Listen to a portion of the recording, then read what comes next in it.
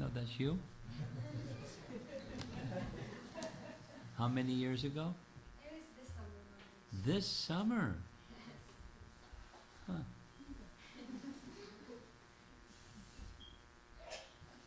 Is that part of the dance? The laughter?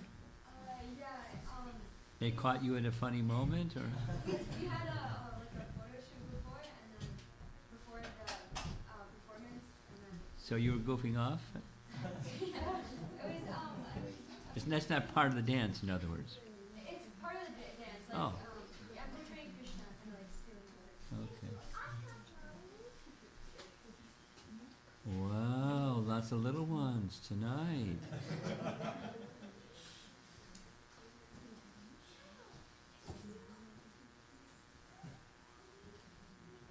Let's see what happens, huh?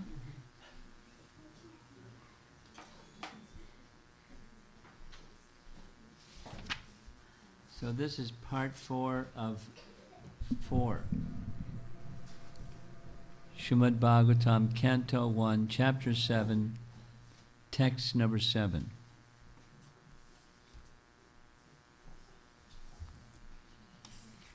And this is a nice one. This is part of one of the essential sections that summarizes or is the foundation of the entire Srimad Bhagavatam. And some of you were with us yesterday and some of you were not with us yesterday. So a little background. These are verses written by Vyasa describing his realization following the instructions of Narada.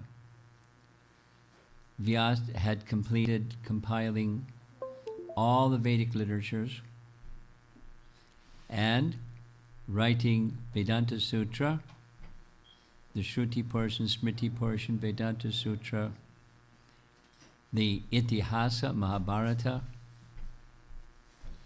There's a very nice description or compliment by Parashara Muni about Vyasadeva's Mahabharata. It's in Tattva Sandarbha, referencing Vishnu Purana, where Parashara says, I also was Vyasa, because Vyasa is a post. 2 yuga cycles ago, I was Vyasa. So I know what it takes to compile Mahabharata. And this Mahabharata is superlative. It's the best. Because it's written, he confirms, by an incarnation of Krishna, by an avatar of Vishnu, Vyasa, this Vyasa that wrote this Mahabharata. So he finished all that work, and although he's an incarnation, Krishna, Dvaipayana Vyasa, he was feeling not satisfied. Narada instructed him, the reason is you've not sufficiently glorified the personality of Godhead, which is the purpose of all the Vedas anyways. So sit in trance, and what you realize in trance should be the foundation for rewriting Bhagavad Purana. So our Bhagavad Purana is the second edition, editing the first edition, which was just the synopsis of Srimad Bhagavatam, then expanded.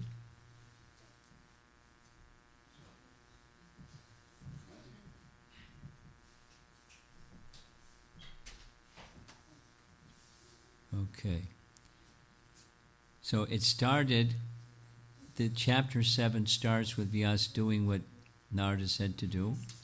He touched water for purification. He sat down by the bank of the sacred river. He engaged himself in meditation. And samyak samihate amala, with completely purified consciousness, his mind completely absorbed in the personality of Godhead, and he had a series of realizations. which comes in the second half of verse number 4, continues in 5 and 6, and now we're reading 7. He saw he saw the Supreme Person incomplete. Jiva Goswami says, one of the places where he describes these verses, Purusham Purna means everything spiritual and everything material. That's Purusham Purnam. And everything material is a lot, and everything spiritual is a lot, and he saw it all. Not just the form of the Lord, but everything spiritual and everything material. He saw it all at once. It's like Arjuna saw the universal form, and Vyasa saw all the universes, and everything material and everything spiritual. And he saw also the feature of Maya under his full control. Shh. Shh. Shh.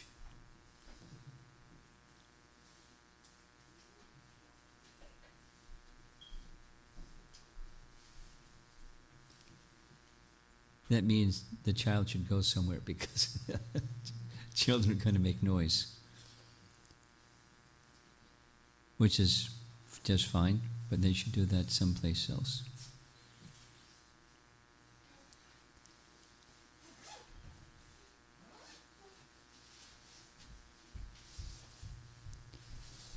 If you don't want to have to leave the room because of having small child with you, then don't have small children. Because if you have small children, that's one of the sacrifices you make. You leave the room.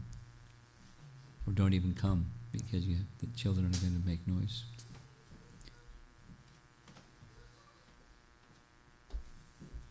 Okay. Maya was behind the Lord under his full control. He saw the reason why living entities become bewildered is that feature of Maya. And he saw the mitigating process, the linking process with the personality of Godhead. And by that linking process with the personality of Godhead, then the Lord withdraws his Maya potency and one can see him. One can see him only if he arranges for one to see him or discloses himself, as he did with Vyasa. And then he describes the means that linking process is accomplished is by transcendental sound vibration. So that's text 7, which was what we're going to read now. And you sound the screen, look at that. Yes? We can chant the verse? Can we see the verse? Yasyam Vaishruyamanayam Krishne Parama Purushe Bhaktir Utpadyate Pungsa Shoka Moha Bhayapaha Yasyam Vaishruyamanayam Krishne Parama Purushe Bhaktir Utpadyate Pungsa Shoka Moha Bhayapaha. Simply by giving oral reception to this Vedic literature, the feeling for loving devotional service to Lord Krishna, the Supreme Personality of Godhead, sprouts up at once to extinguish the fire of shoka, lamentation, moha, illusion, and bhaya, or fearfulness. Purport. There are various senses of which the ear is the most effective. This sense works even when a man is in deep sleep. One can protect himself from the hands of an enemy while awake, but while asleep, one is protected by the ear only. The importance of hearing is mentioned here in connection with attaining the highest perfection of life, namely, getting free from the three material pangs. Everyone is full of lamentation at every moment. He is after the mirage of illusory things, and he is always afraid of his supposed enemy. These are the primary symptoms of material disease, and it is definitely suggested herein that simply by hearing the message of Srimad Bhagavatam, one gets attachment for the Supreme Personality of Godhead, Sri Krishna. And as soon as this is effected, by the symptoms of the material disease disappear. Srila Vyasadeva saw the all-perfect personality of Godhead, and in this statement, the all-perfect personality of Godhead, Sri Krishna, is clearly confirmed. And we saw that in verse 4, now it's being repeated. Purport, a paragraph. The ultimate result of devotional service is to develop genuine love for the Supreme Personality. Love is a word which is often used in relation with man and woman, and love is the only word that can be properly used to indicate the relation between Lord Krishna and the living entities. The living entities are mentioned as Prakriti in the Bhagavad Gita, and in Sanskrit, Prakriti is a feminine object.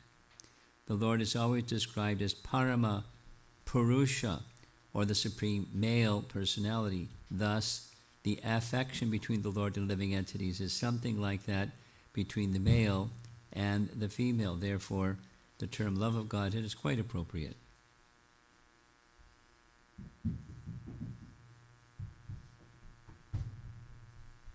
Peter.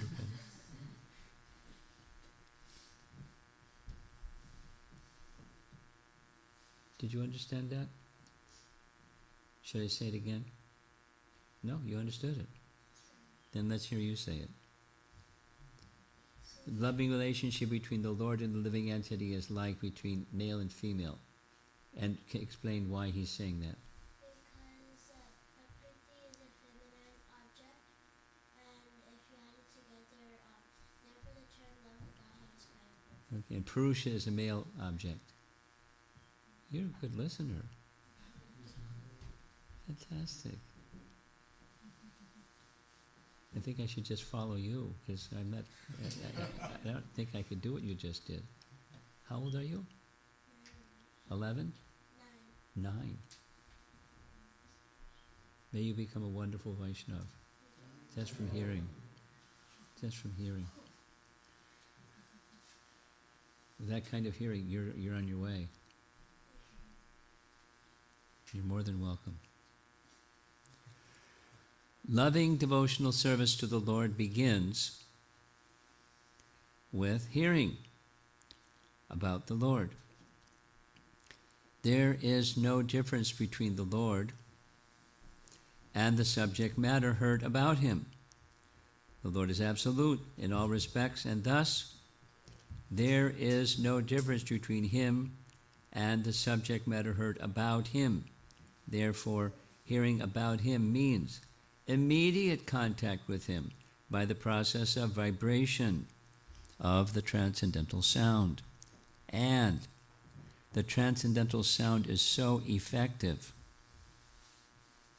that it acts at once by removing all material affections mentioned above.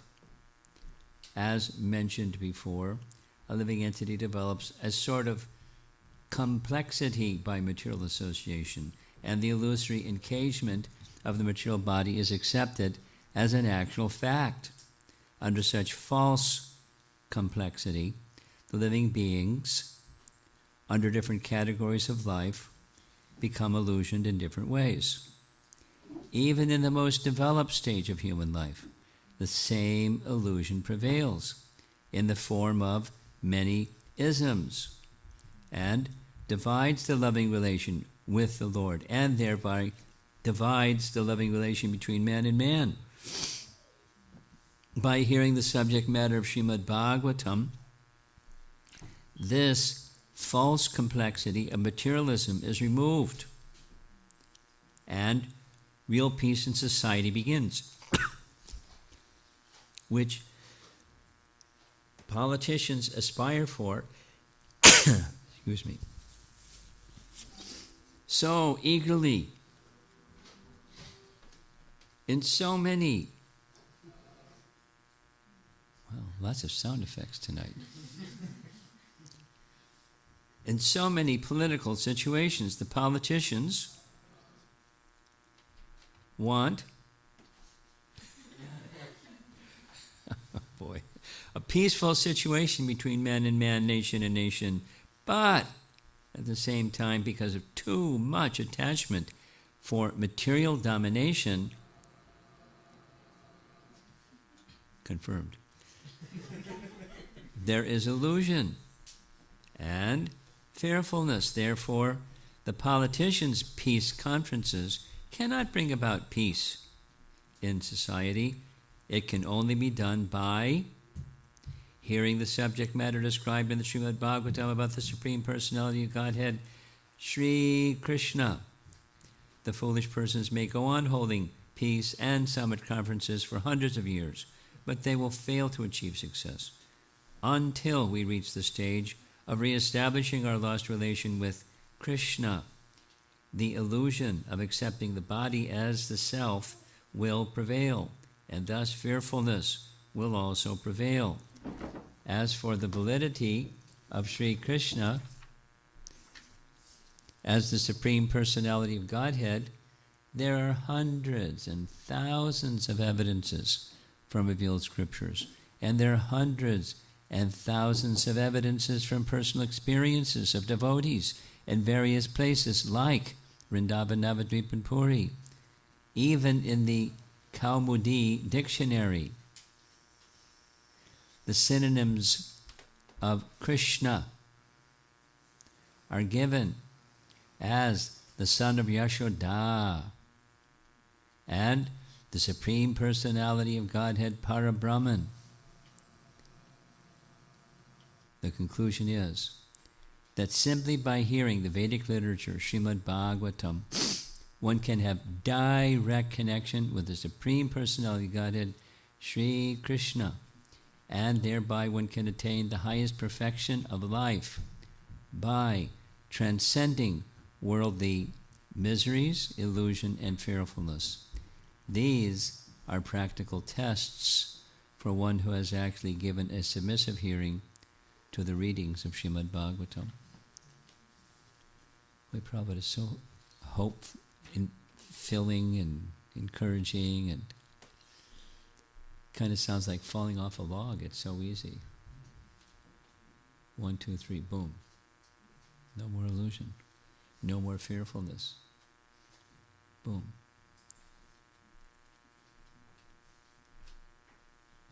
Don't stop hearing, because as soon as we stop hearing, the bungee cord comes back again to its position.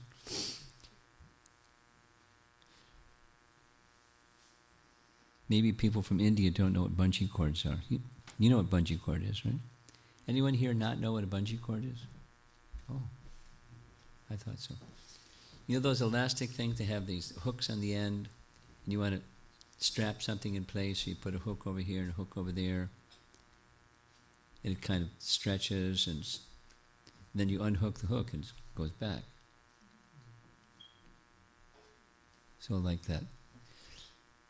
The conditioned tendency of a living entity is very strong. It's for that reason that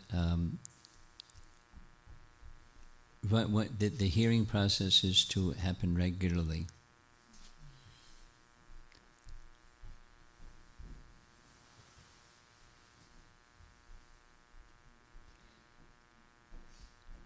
Jiva Goswami describes this. I like Jiva Goswami. Jiva Goswami describes this very nicely in Bhakti Sandarbha. When these statements are made that sound like all you do is this and then voila, you're there. It's not an exaggeration. The potency is in these activities that can carry one quickly to the destination. In fact, instantly, that contact with Krishna is there to the sound of the Srimad Bhagavatam or the sound of his name, etc. Wow, front row person, that's nice. Many people like to, no, you're fine. Many people don't want to sit in the front. We have to ask people to come move forward. And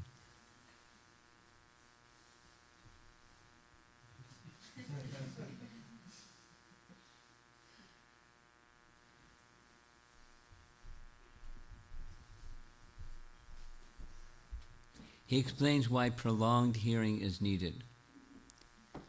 And it has to do with what I just described, the bungee cord effect. He doesn't call it that. He calls it the vasanas, or the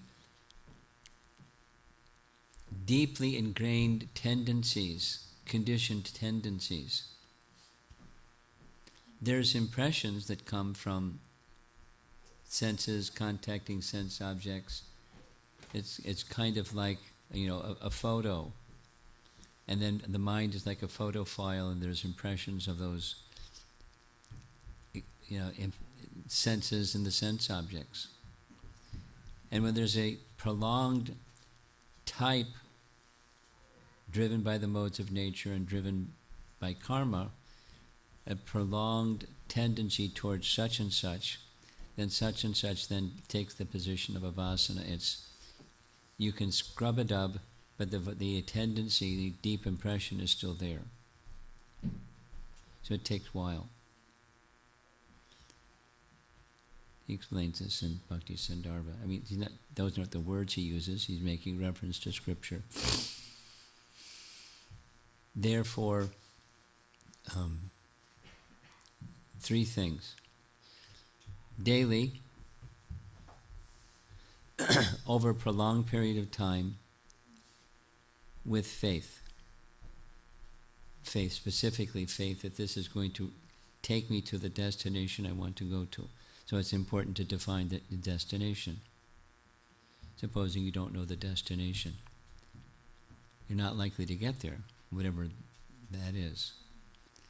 Or the other way, by very clearly defining a destination or a goal, then the steps to get to the goal are there within the Vedas, or it's easy to make the steps to get there as long as you're patient and perseverant. So the patient is every day, and the perseverant is over a long period of time. And the faith is, you know what your destination, and this is going to take me to my destination. That's Patanjali Yoga Sutra towards the beginning that's describing what abhyasa is. We practice, so it's back to the point. When statements are made that, wonderful things happen, it's not that those statements that wonderful things happen are false or, shallow eulogy. They're true. However, depending upon how strong we are attached, then it may take repetition over a period of time with great faith. Now, supposing you're like, a conditioned soul has, like Krishna describes in Bhagavad Gita, there are 4 types of pious people that render devotional service unto Krishna, Krishna says. And the first two are one who is distressed and they want relief of distress. One who's in economic difficulty, they want betterment in their economic situation. A third is they're just curious.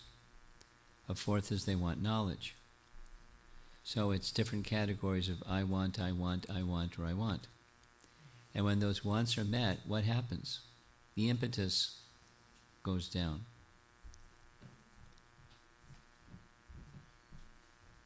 Until there's the pinch again, and then the impetus rises again, and then it's kind of like the Ferris wheel, when it goes up and then it goes down.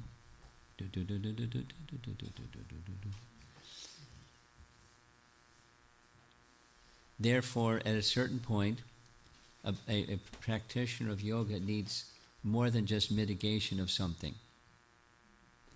Here it's speaking of the mitigation, because these three things, they're things that are not wanted, the anartha things. There's a cause behind the anarthas. That cause behind the anarthas is the same reason that Vyasa was feeling despondency. The insufficiency, although he had abundant knowledge, insufficiency in glorification of the personality of Godhead. And therefore those four types of pious people have to change the channel. At some point, if any one of us want to become steady in bhakti, those four reasons have to be replaced with another motivation. And the other motivation is making the connection with Krishna. Same as the topic last night. The linking process, which was from the previous verse. By the linking process is awakened by sound, by hearing. Chakra Sattvata Samhita.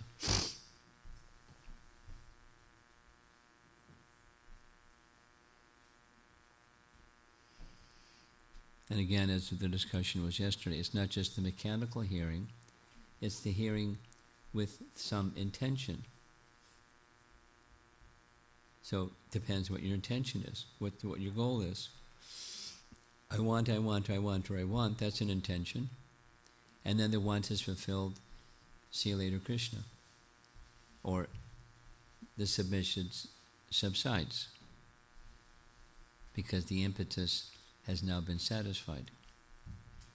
So then one has to get to another impetus besides I want, or I want.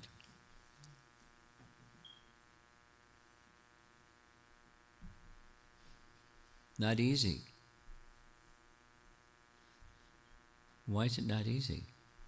Well, I gave one answer. There's tendencies, conditioned tendencies, vasanas that propel you even when you're not looking. There it goes.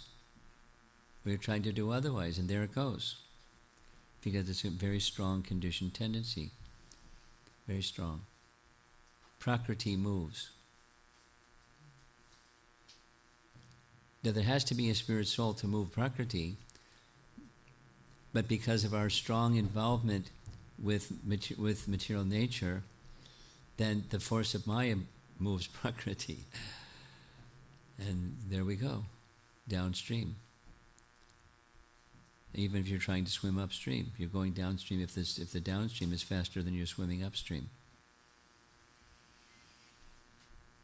So the linking process is needed.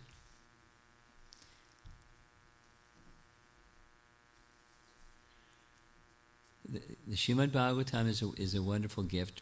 Certainly Srila Prabhupada knew what he was doing when he worked assiduously on preparing Srimad Bhagavatam before coming to the West.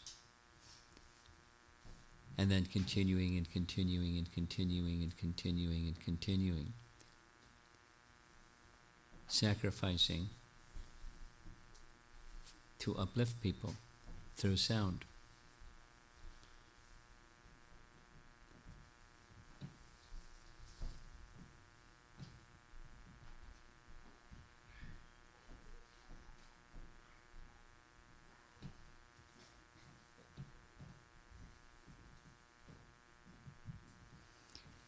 He had direct experience of the effect of sound vibration.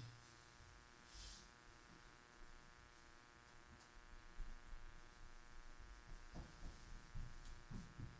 remember hearing Srila Prabhupada speak in a lecture, say, when I heard Bhaktisiddhanta speak, often my brain was puzzled. But I had faith. Even if my brain was puzzled, I would sit and listen. Because he spoke so high. So when you speak really high, people that aren't really high in their thinking capacity may get lost. But even my brain was puzzled. I sat because he had faith. He had faith in simply hearing. It's in Lilamrita. On a couple of, and most occasions when Prabhupada was in India, he spoke in English, but on certain occasions, by choice, he would speak in Hindi because of the audience. And the devotees that were with Prabhupada didn't speak Hindi, at least at that time. And so after Kirtan, and Prabhupada began speaking in in Hindi, they started looking at each other, kind of motion with their head, and they started to get up, to leave. Prabhupada said, stay. Even you don't understand the words I'm speaking, it's purifying. Stay. So they stayed. Most of the time he spoke in English.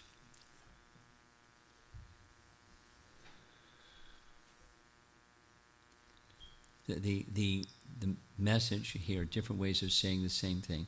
The sound vibration is purifying. And he had faith in it. And he had realization because he had faith in it.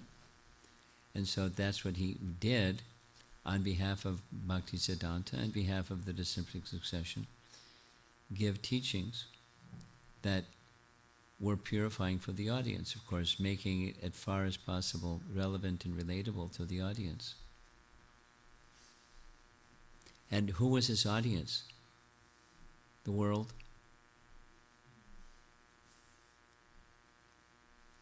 Wow. All cultures, all languages, because he knew his books would be eventually translated into many languages. Certainly Bhagavad Gita, but also the Bhagavatam, many languages. And who were the people going to hear those books? Anybody? Different cultures, different backgrounds, different conditionings, different concepts of everything. You know, what's happiness, and what's family, and what's education, and what's meaningful. And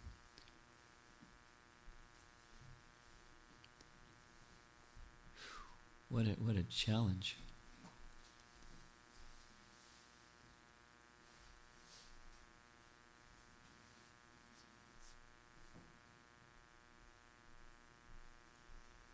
I'm going to take that point, pause it on what's here in the book, and go over here for a bit and come back.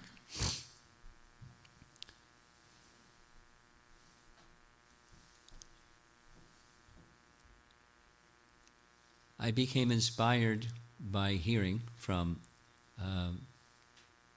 Burijan Prabhu's wife Jagatarini. I haven't had much association with her in person, but she's two things. She's really attached to Vrindavan.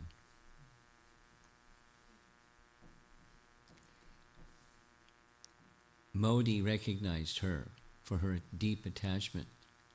There's recordings of his speaking about the wonderful work that she has done in New Zealand for making a place that's Vrindavan, out of Vrindavan. It's you know, it's not long, but he's speaking her name and what she's done, because she's impacted a lot of people, including Prime Minister, because her detachment to Vrindavan is profound. And when she speaks, you feel it, you hear it, and you feel it. So, short, I heard some last year before, not this past Kartik, but the one before, they had to do a virtual Govardhan retreat, and I heard the recording of her part in the Govardhan retreat because someone shared it with me, and I was really inspired. And a significant part of what she did was going deeply into Prabhupada's taking 10th Canto, Chapter 20, and giving it to the world in 1962. In 1962, it was just a few years, 5, 6 years, after leaving his household life. We're having some discussion this morning about Vanaprastha stage at 50, by the way. Because he was a little more than 50, but he Vanaprastha stage, and some years later he took sannyas. He's living in Vrindavan, a little room. The little room was maybe 2/3 of this, narrower and shorter, and that was where he lived. On the 3rd floor, because there's the ground floor, above the ground floor was where the family lived, and the ground floors was the deity in their home, then their family, and then he was, the next floor above. Depends on what country and what floor number you call that. Anyway, and he wrote a book for the world. He received a written invitation, the long story how that happened, to attend a conference in Japan. Bhaktisiddhanta said go to the West or the English-speaking parts of the world. He got a written invitation from an event organizer in Japan. And so why not? The world is his audience. And since the audience was people from the Far East largely, conference for the upliftment of human spirit, whatever that means. So he wrote a book, Canto 10, Chapter 20. Canto 10, Chapter 20 is Vrindavan in the rainy season and Vrindavan in the season after the rainy season, the autumn season. Oh, it's summer. Summer, winter, it's rainy season, then autumn season.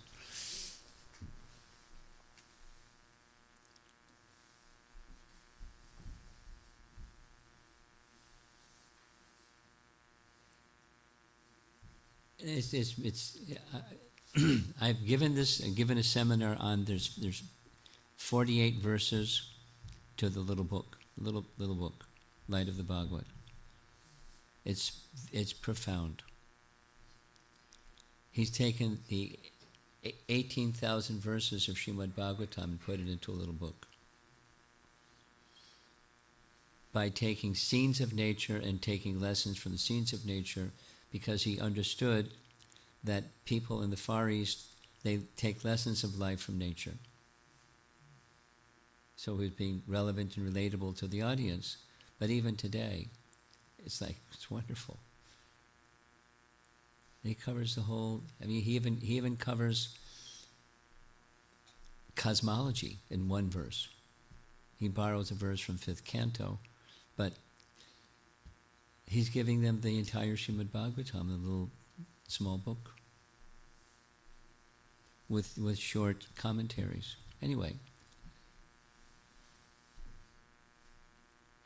his room was tiny, his audience was the world, and he was so gifted, empowered, even at that stage. He couldn't publish the book because he didn't have money. He couldn't go to the conference because he didn't have money for an airfare. But he wrote the book. And he gave detailed descriptions of the paintings that he wanted the organizer of the event to make for the book. And he kept it in a place. 23 years later, they found the book. They found the manuscript, and they published the book. Tamal Krishna Maharaj published the book in Chinese. So I've been giving this every Monday morning at 6:30 East Coast time, 5:30 Central time, and it gets even earlier further west. It's really nice. Meditating on how gifted was our founder Acharya, Srila Prabhupada, to give the essences of transcendental knowledge to anybody. Beautifully written. Brilliant. And he was just getting started. He didn't have any resources. He just had Krishna consciousness. He had deep faith in sound vibration. And he was putting the sound vibration out in creative ways. I like talking about Prabhupada.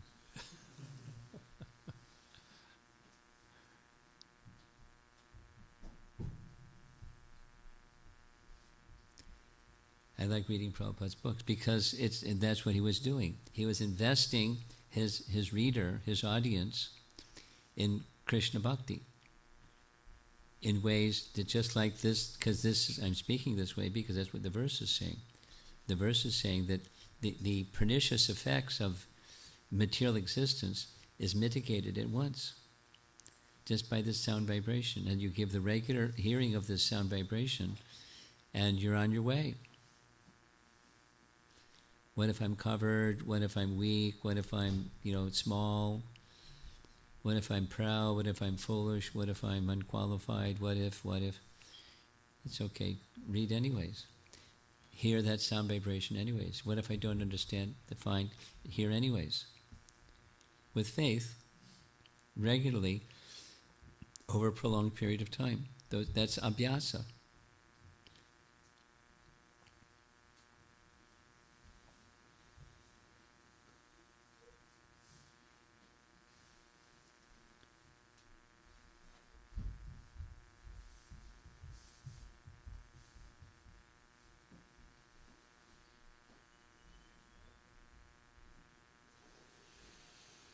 I'll read the verse again. Let's see if there's some discussion. Yasyam, this Vedic literature, vai, certainly, shruyamanayam, simply by giving oral reception, Krishne Parama Purushe, unto Lord Krishna, the Supreme Personality of Godhead, bhakti, feelings of devotional service. Utpadyate, sprout up. Pungsam, of the living being. Shoka, moha, bhaya. Apaha, that which extinguishes. This is what Prabhupada was doing. He was going around the world putting out fires. He had a big fire extinguisher called Srimad Bhagavatam. Shoka Moha Bhaya. And people have problems with these things.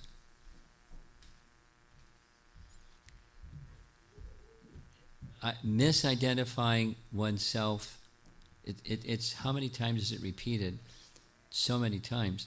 Misidentification of the self with the non-self, or the covering, or upadi, and so many. So many, too many.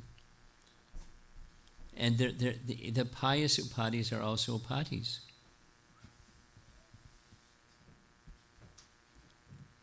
It's better, it's relatively better, it's less dense, it's possible, it's more possible, slightly more possible, because some persons are attached to that lighter upadi than the darker ones. But they're attached. So it's hard if you're attached. So how to become free from attachment? Well, you just can go on hearing message that is transcendental. There's a nice statement, Chaitanya Charitamrita Adi Lila chapter 2, where Krishnadas Kaviraj Goswami writes that which is written or spoken by liberated souls is free from the 4 defects. He lists the 4 defects. And those liberated souls, freed from the 4 defects,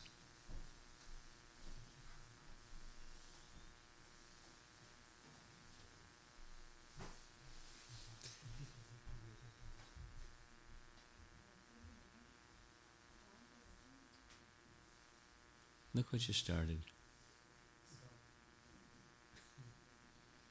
Shanti.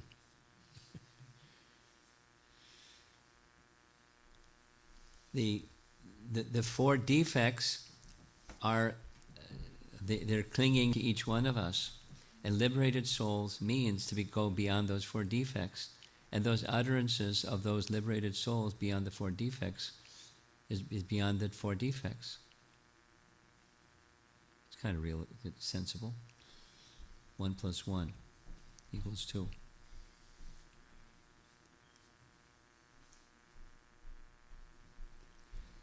The Bhaktivedanta purports are from transcendental realizations. I mean, the reference, when you become experienced devotees, may you become experienced devotees, especially this young boy.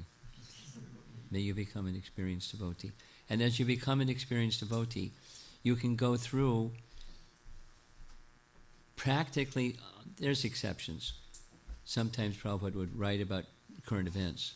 But practically, otherwise, verse by verse or sentence by sentence, it's a rephrase of something from Scripture.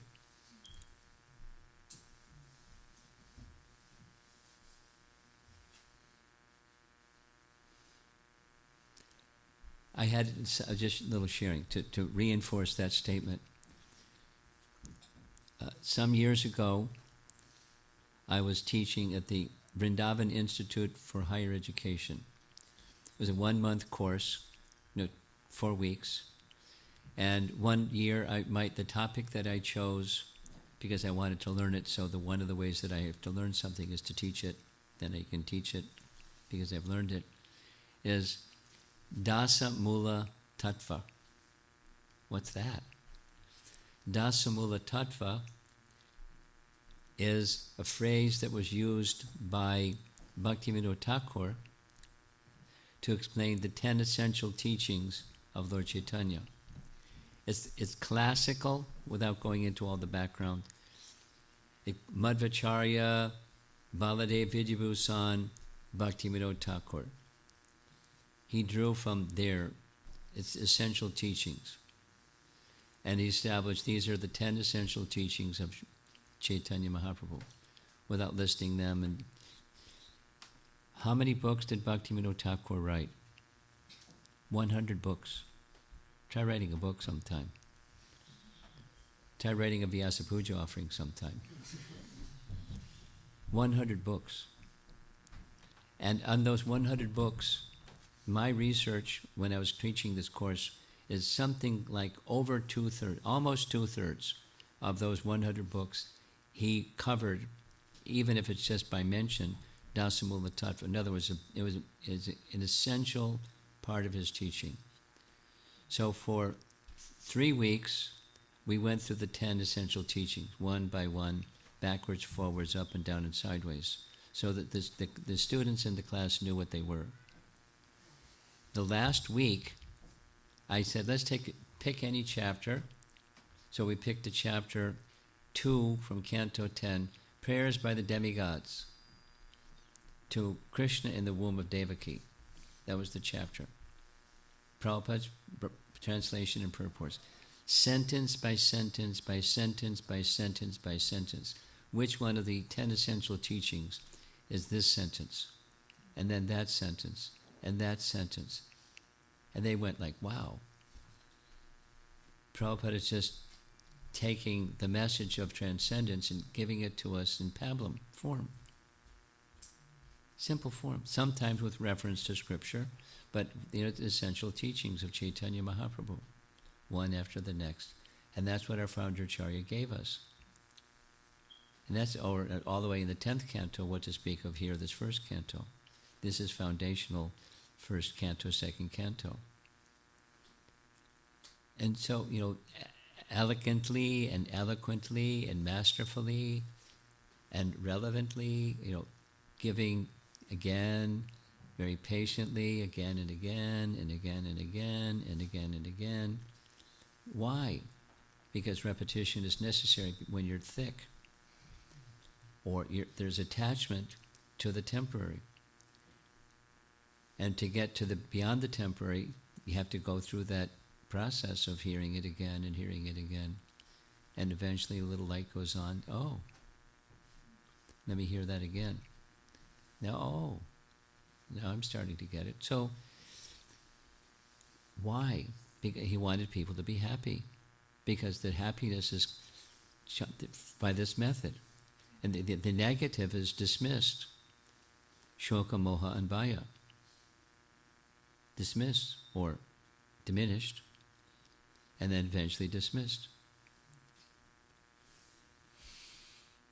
He wanted. He gave his life for that. He gave us his life for that, so we could be happy and freed from shoka, moha, bhaya. It's right there in the Bhagavata. That's what he was doing, and empowered to do so. And relentless. And very loving.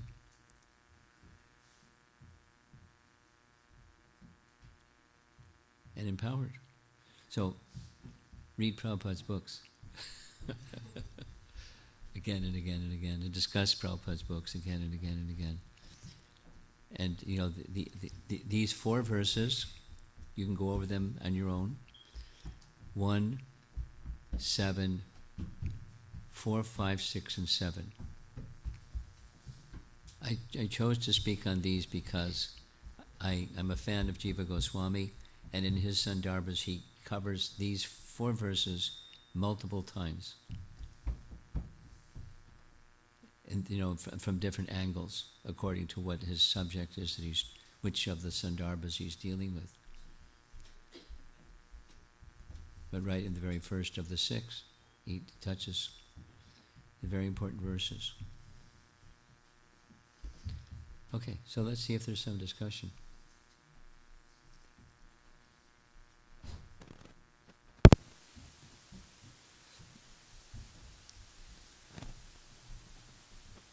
Hare Krishna Maharaj, thank you so much for a wonderful class.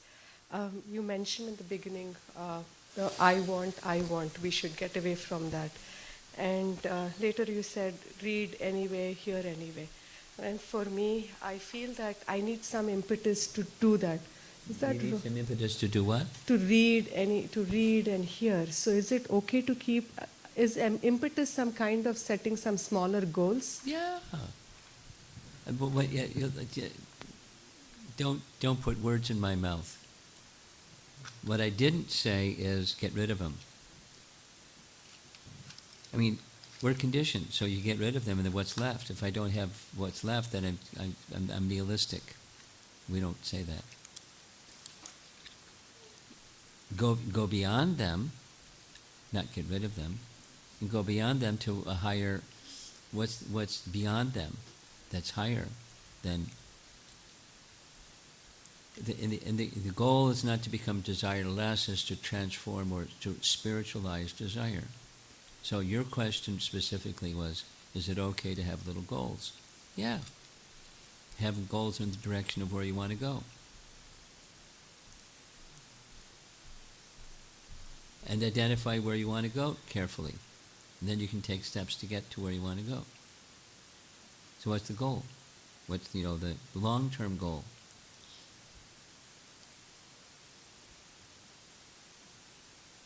A modern example is real easy. GPS. Where's your destination?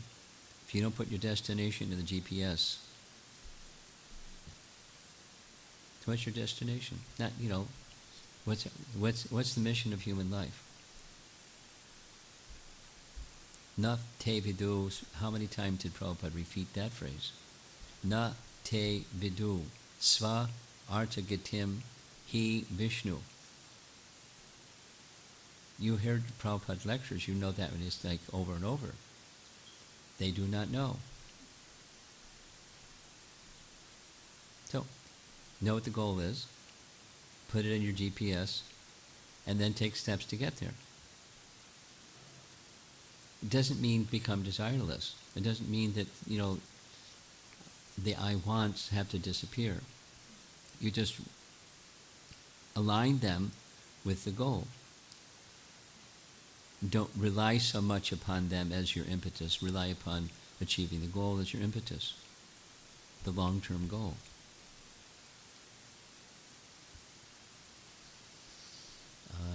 Now you're smiling. Okay, good. Somebody else? Yes. Hare Krishna Maharaj, thank you so much for enlivening your talks. In terms with the GPS and the long-term goal, for a practitioner initially, when we set our long-term goal or putting the destination in the GPS, is it the place that we are talking about or Consciousness. Okay. We talked about this. It's not a geographic place. I'm using that example because it's a modern something people know. But it is the consciousness. So back home, back to Godhead is not somewhere out there. It's consciousness. It's a state of consciousness. When one has that state of consciousness, you're home. It's a very quick journey. So in terms of those consciousness, if when I understand that the soul's nature is to serve the Lord, do I also get more specific about my... Sure. But, step at a time. We're serving because by nature that's who we are. So where is that service being reposed? Something temporary. It doesn't. So again, like her question, it doesn't mean you trash the temporary. You just spiritualize it. And how do you spiritualize? You make Krishna is at the center of that. Krishna is at the center of your home. So I'll just close my eyes and imagine that sometimes you cook. Cook every day. Sometimes you clean. Sometimes you do other household duties. Just imagine that might happen sometimes. And so, how do you spiritualize? Don't trash them. Don't neglect them. You do them with Krishna at the center.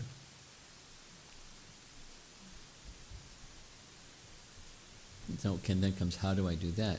So, for whom are you doing? It's the service. There's the subject, there's the object. Let Krishna be the object. And then there's persons around you who are also part of that picture. Follow? Yes, Maharaj. My question was in that direction, going further. Like when we hear more, do we also think about sometimes this thought comes to my mind that the place of Vrindavan, there are such pure devotees, and I don't feel myself fitting in there.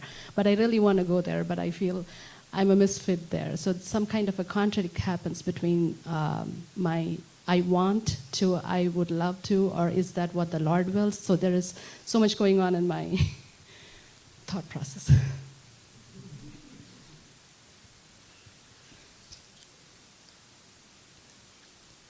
Humility is good and enthusiasm is good. It's not like enthusiasm is go and humility is stop. There's the brake pedal and there's the gas pedal. And that's, so you go back and forth between the brake pedal and the gas pedal. You're going to have a rough ride. You have a steering wheel. So know where you want to go and qualify yourself internally, and from time to time you go to the holy place for additional purification. And you may feel, I'm not fit to stay there, but I want to become purified, so let me look forward to going there. And while I'm looking forward to going there, let me qualify myself so that when I go there, I can receive more. And then stay for some time and then come back.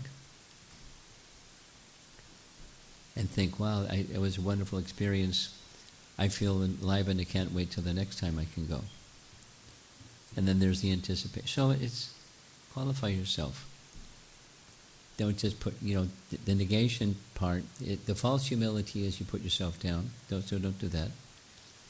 Disqualified, okay. What are we qualified to do anyways? We have lots of disqualification. Even to engage in any devotional service, we have lots of disqualification. But the good news is, Krishna is kind. And by his kindness, he has sent some representatives into our lives, not just yours. And those representatives are inviting us. Not just to Vrindavan, they're inviting us in Krishna's service. They're inviting us into Krishna consciousness, which is back to Godhead. It's not a place, it's a consciousness. So I'm not qualified. That's okay. Become qualified. By effort and mercy. Follow the right process. Just like this verse is saying. This verse is for you and me. Shoka Mohabhaya. Thank you, Maharaj. Okay.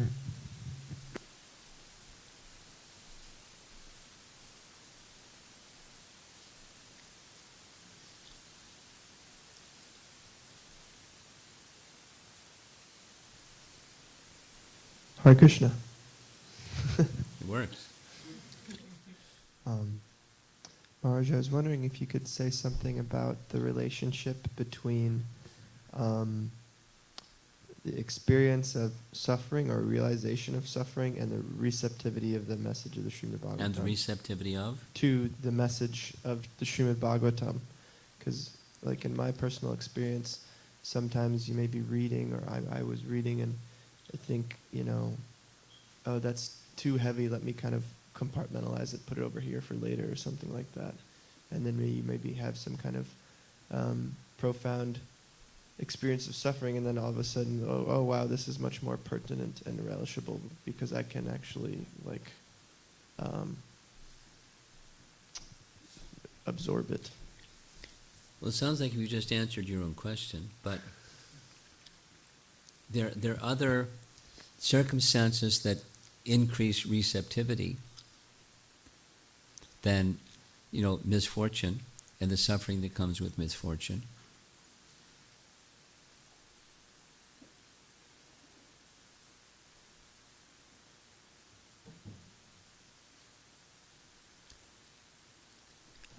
Of late, I've been liking very much the word alignment.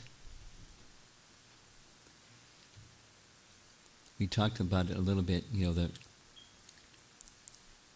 the body, the mind, and the intelligence. We spoke a little bit yesterday about the heart, which is like yet another thing to be aligned.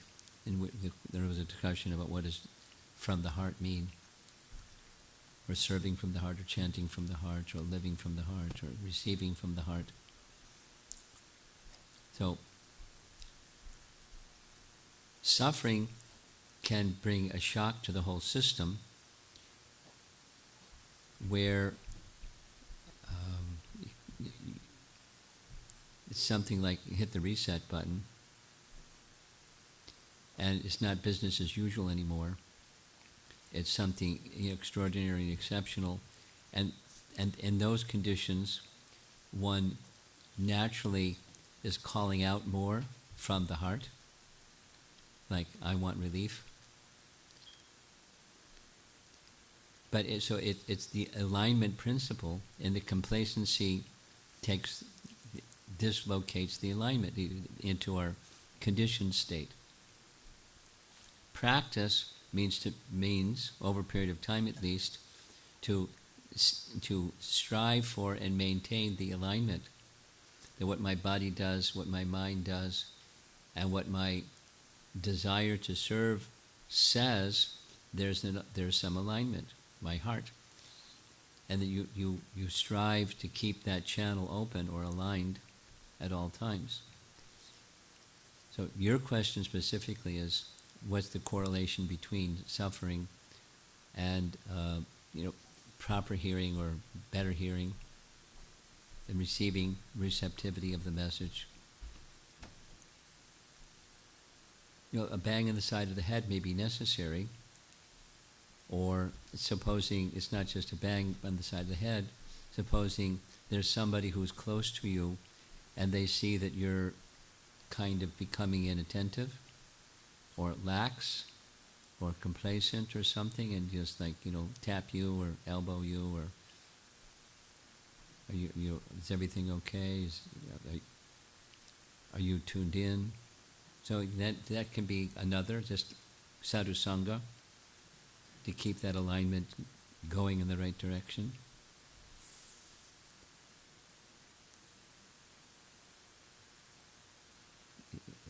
The free will of the living entity is essential. It's operative at all times anyways.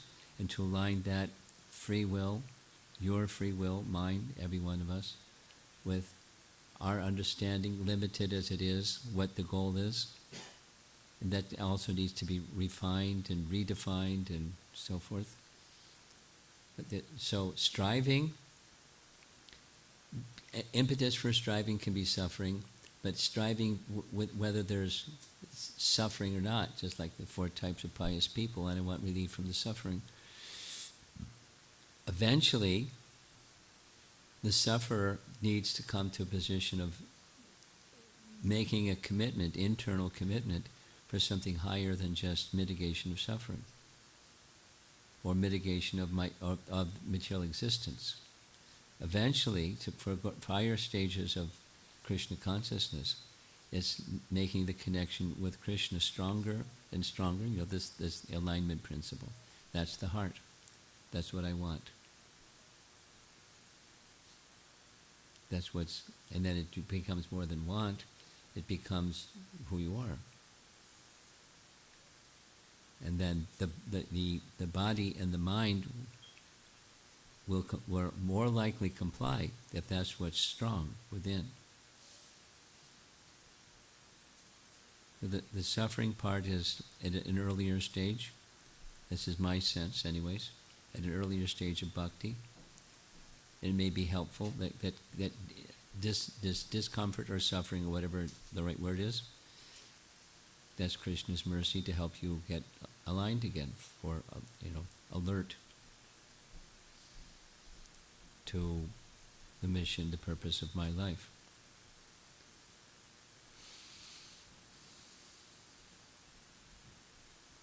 Someone else?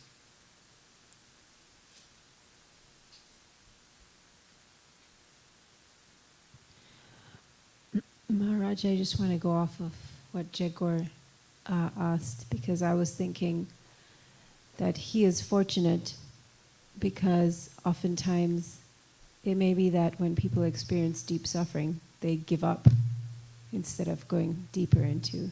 Is to say it again, is to do what? They may give up the practice. You give up the process due to suffering. Due to suffering, instead of how he so fortunately dove deeper into it because of his suffering. Well, that happens, yeah. It does happen. And the other also happens. People don't like to suffer, so giving up the process doesn't mean the suffering goes away. One just becomes a little more covered in the consequence of suffering, but it doesn't make the suffering go away. That's a realization that comes for some people.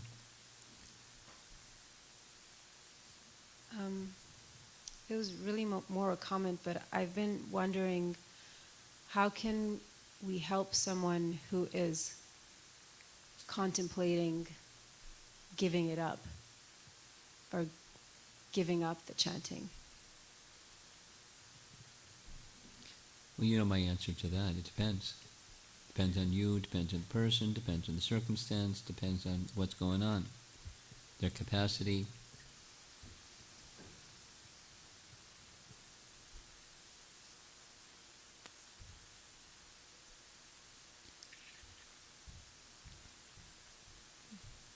Prayer, a commitment to the person despite the struggle they're going. People will feel that. They may even test it to see if they do something like really nutty. Are you going to cut them off? Sometimes people do that. and you don't cut them off. And they may not say it, but they'll feel it, and they'll tell this. I've had this happen many times. Whatever. I thought when I did something really goofy, I thought that was it, but you didn't give up.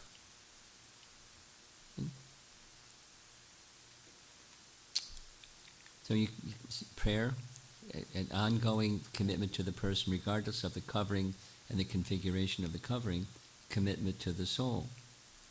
And then once that is in place, then it depends on what you do, depending upon the person and the circumstance.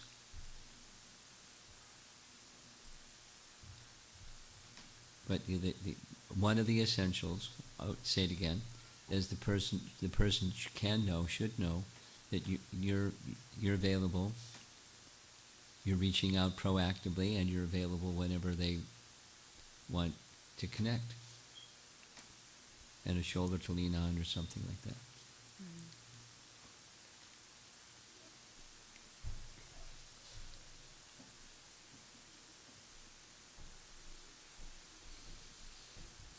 May I ask the question slightly in a different way? More from the perspective of the person who is contemplating giving up the chanting. So we heard how one can take up the process for different reasons. One is miserable and they take to the chanting, or they want economic gain. And so for whatever reason, someone may take up the chanting, but we know that that initial reason will not sustain them. Right. So how can one, it may happen naturally because the chanting is purifying, but if one reaches a very conscious point where they're like, oh, this is, my reason was like, it's dry now. What can one do? Can one like consciously just say, oh, well, I'm going to chant because I know it's pleasing to Krishna. But it's not an internal thing. They can just verbally say it and then just try to. Again, my answer is it depends. So, for example, you sit with the person and chant together. Or, maybe some persons, why don't you just rewind and go back to square one and say, okay, chant 1 round a day.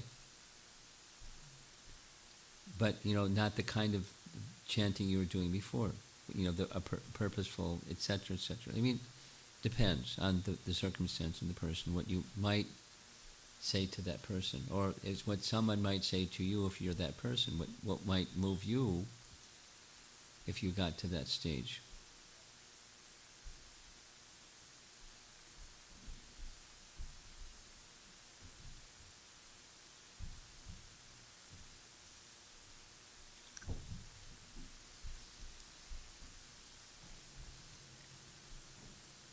I mean, I'm pausing because I received a phone call this morning from someone in that situation.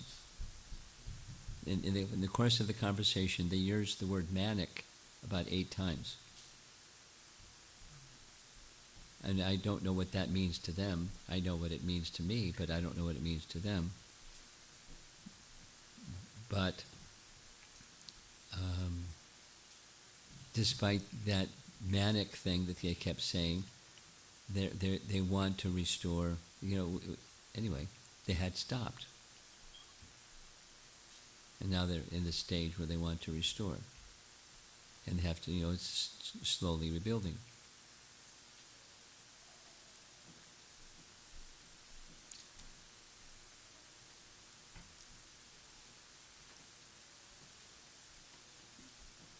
The essence of your being able to help somebody is having spiritual purity and having an openness in a relationship to another person. That they see you as a person who's not judging them for the covering. The covering may be yucky, but you're not judging them for the covering because that's not who they are. And so if that's how you're seeing the other person, whatever the condition is, it's what it is. and their spirit soul.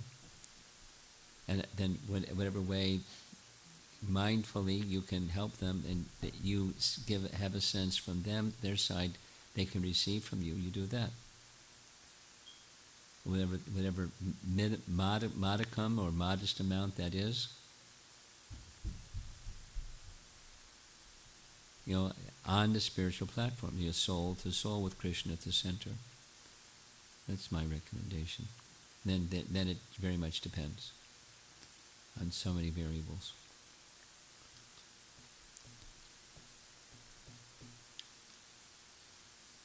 Are we done?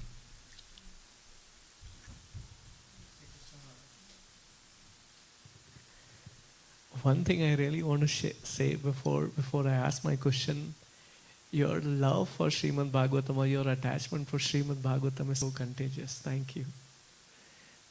Maharaj, Stick around, I will infect you all.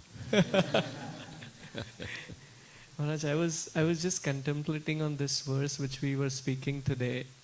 This light of the Bhagavat, you hit my button. Light of the Bhagavat, it's that thick. It's like skinny, but it's the Srimad Bhagavatam. It's the light of the Bhagavatam, in it, like a sutra-like form, and it's so smooth and creamy, and majestic and simple and sweet and yummy. It's like Prabhupada's so expert. So expert. The audience, may never read Srimad Bhagavatam, or if they may read Srimad Bhagavatam, they'll go, oh, that's where that's from, and that's where that's from, and that's where that's from, and the whole picture starts to fill out. They just gave it in a pablamized, simple form, really smooth, yummy, and relevant for his audience. So, go ahead. Thank you, Maharaj. Maharaj, I was just thinking about this verse where you talked about specifically for the prolonged submissive oral reception because of the vasanas. And once we do that, we shoka moha bhayapaha happens. Gradually. There is a fruitive mentality, Maharaj, we want to measure the milestones. When you do for a certain period That she's nodding, that she wants some goals, intermediate goals. We want to measure how long I have come across so that it just gives us impetus to move forward with more intensity. How do we, what glimpses we get? Maharaj, you cross through that, you would know it better, so I just want to understand. I'm cringing a little bit because there's ups and there's downs. In the Anushtita Bhakti stage, there's ups and there's downs. So if you're measuring, depends on when you're measuring. It may be one of the ups, it may be one of the downs. And if it's one of the downs, then you're going to feel discouraged, or worse. Meet this person that Uma's speaking about, and you think I'll give it up because I'm not meeting my milestones. So I'm cringing a little bit. We should be introspective, but introspective over a period of time, and it's really good, I'll say it 3 times, it's really good that you can help hold a mirror, kind of like a guide, or someone that isn't, they can see you in a way that you can't see yourself because you're living your own autobiography. Someone that can give you feedback on measuring, because they can see over a period of time how you're doing. And if it's down, or it's up, or if it's or what's the trajectory like. So the measures are quite simple. Bhakti parishanubhava viraktiranyatra syat. Those are the measures. But there's ups and there's downs in all 3 of those categories. You know the verse? Oh, I mentioned it yesterday. Desire to serve, bhakti. Desire to be in service. In service to Krishna, because we're servants, we're going to be serving something or somebody. Serve a dog, serve a cat, serve something. serve our something. So service to Krishna, that's bhakti. And then para isha anubhav. Para isha, you know. Para isha means controller. Para isha, supreme controller. Anubhav, like, genuine feelings towards the object of service. And then detachment from other things. Viraktir anyatra. Those are 3 litmus tests. Viraktir anyatra. Virakti. A detachment. From what? From other stuff. Other stuff than bhakti. So it's gradual, but that's one of the litmus tests.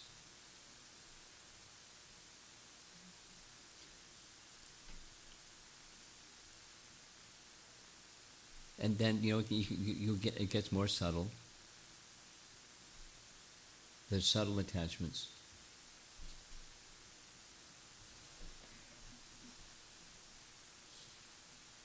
Keep it simple.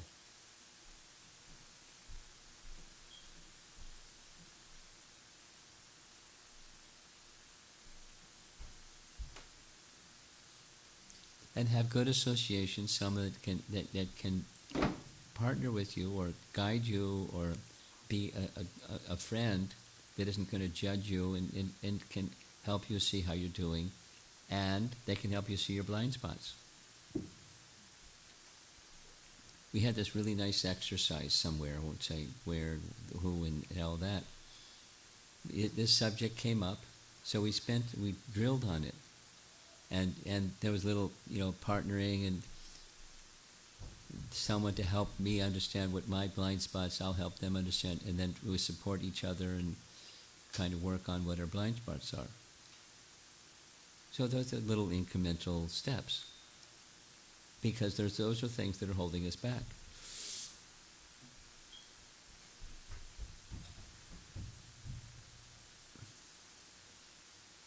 We're done, right? I see one. Is anybody that hasn't spoken want to say something? All the way in the back. Look at that.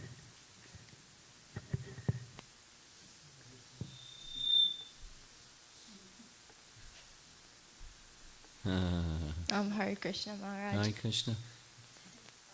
Wondering, so how do we, if we have to associate with material people like at school and stuff, how do we maintain our Krishna consciousness without being influenced by association?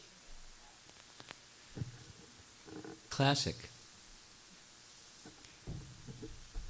I'll offer to you one answer that Bhaktivinoda Thakur gives, and it's if you want to read about it some further, it's in his commentary. It's in Bhakti Loka. Bhakti Loka is the 6 and the 6 expanded. 6 favorable, 6 unfavorable. Bhakti, nectar of instruction. Shadbir Bhaktir Prasidyati, Shadbir Bhaktir Vinashati. So, 2, in both categories, there's the topic of association. And Bhaktivinoda Thakur deals with association, the unwholesome kind. And his description, specifically, he deals with renunciates and householders, puts them in 2 buckets. So with householders, they have to deal with, or in school you have to deal with. You mix with people that are the unwholesome. So what do? That's your question. His answer is maintain cordiality.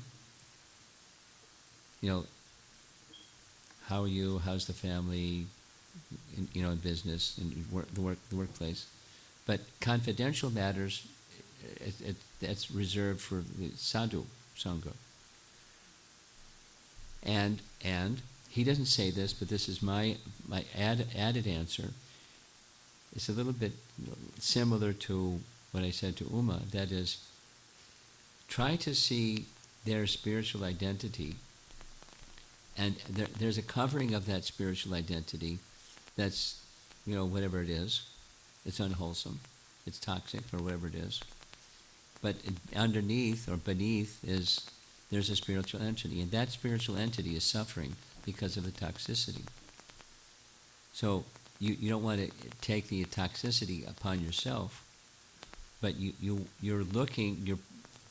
carrying within yourself the position of trying to give spiritual vibration, spiritual wellness, spiritual wholesomeness to that person. Although you may not say anything or do anything, you're carrying that in your heart. And that's your protection. You're not taking their unwholesome, you're giving wholesome. Even you may not say anything, do anything, you're wishing that for them. That's your protection. So you do not, as intimately, discuss confidential matters. You maintain cordiality, and you're wishing well upon the platform of the soul, not complaining about the covered toxicness, because that is what it is. It is what it is. And you recognize it is what it is. So I'm not going to get too close, because I want to take that association. I want to be an example of a good bhakta. So what happens over time is people have hardship. The toxic person has some crisis. And if that toxic person sees you, you're very peaceful, and you're very kind, and you're very balanced, and you have good qualities. They may criticize you, or they may, whatever, but when the calamity hits, it happens. They'll come and say, I'm going through this calamity, let me lean on your shoulder, what do you think I should do? I've seen it happen, I've had it happen, and I've seen it happen with others. You just be a devotee in the association of non-devotee, unwholesome people. You don't change who you are, and you wish well for them. And opportunities may come where they ask you, "What's your secret?"